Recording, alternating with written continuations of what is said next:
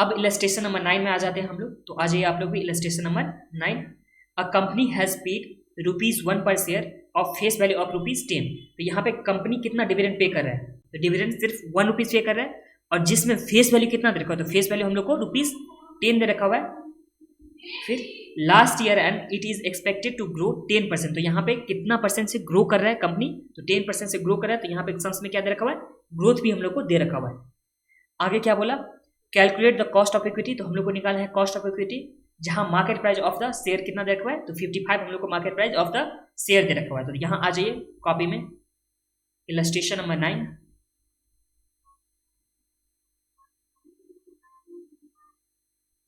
Illustration number 9 में सबसे पहले हम लोग को क्या दे रखा हुआ सम्स में? तो ये दे रखा हुआ हम लोग के पास डिविडेंड। डिविडेंड दे रखा हुआ है। करंट डिविडेंड कितना दे रखा हुआ है? तो सिर्फ दे रखा हुआ है ₹1। उसके बाद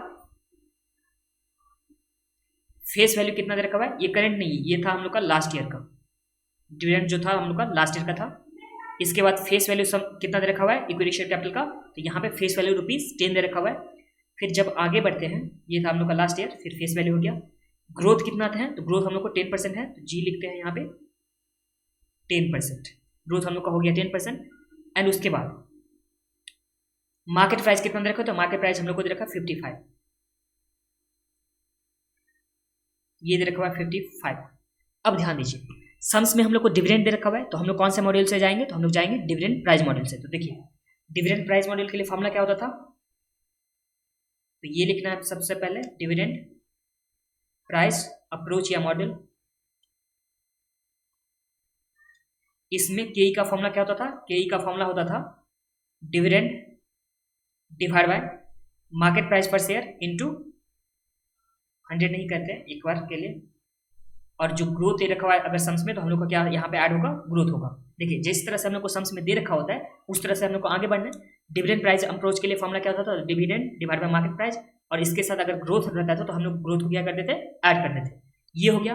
अब यहाँ डिविडेंड क्या होगा? तो डिविडेंड यहाँ पे एक्सपेक्टेड डिविडेंड, जो डिविडेंड मिलने वाला है वो हमेशा होता है। तो ये बात आप लोग याद करके रख लीजिए, या जैसे भी है, डिविडेंड हमेशा क्या होता है? तो डिविडेंड हमेशा एक्सपेक्टेड डिविडेंड आता है।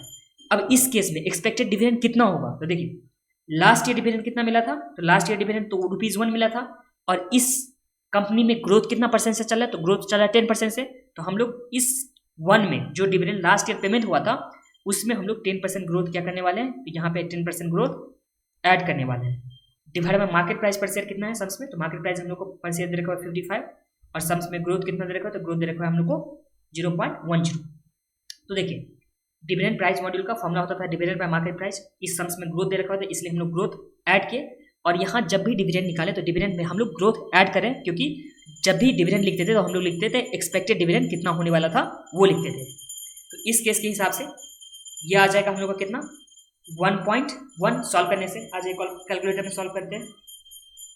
कैलकुलेटर कहाँ चला जाता है? तो 1 + 10%, तो ये आ गया 1.1। इसे 1 से मल्टीप्लाई करने से 1.1 आ गया, डिवाइड बाय 55 + 0.10। इसे सॉल्व कीजिए तो ये आता है 0.02 + 0.10। तो ये आ गया हम लोग का कितना परसेंट आ गया? इसे 0.12 = कितना परसेंट आ गया? तो ये हम लोग का आ गया 12%। और इसी के साथ ये हम लोग का सम्स इलस्ट्रेशन नंबर कौन सा था? 9, और ये कंप्लीट होता है। बस एक बात याद रखना है आप लोग को इस इलस्ट्रेशन नंबर 9 में, कि डिविडेंड जो लिए हैं हम लोग वो एक्सपेक्टेड डिविडेंड लिए हैं। एक्सपेक्टेड डिविडेंड मतलब जहाँ पे डिविडेंड में ग्रोथ ऐड होता है। एक बार के लिए आप लोग को लिखना है तो यहाँ पे लिख लीजिए, बुक के ऊपर में लिख लीजिए। डिविडेंड मतलब क्या होता है? Expected dividend. और एक्सपेक्टेड डिविडेंड कैसे निकालते हैं हम लोग? तो यहाँ पे सबसे पहले डिविडेंड और उसमें ऐड करते हैं ग्रोथ। तो डिविडेंड में ऐड ग्रोथ करने के बाद हम लोग को निकलता है एक्सपेक्टेड डिविडेंड। तो इस तरह से हम लोग को ये जो दे रखा हुआ था, इस तरह से हम लोग का सम्स इलस्ट्रेशन 9 कंप्लीट होता है। नेक्स्ट वीडियो में हम लोग नेक्स्ट टॉपिक देखने वाले हैं। Bye bye, take care.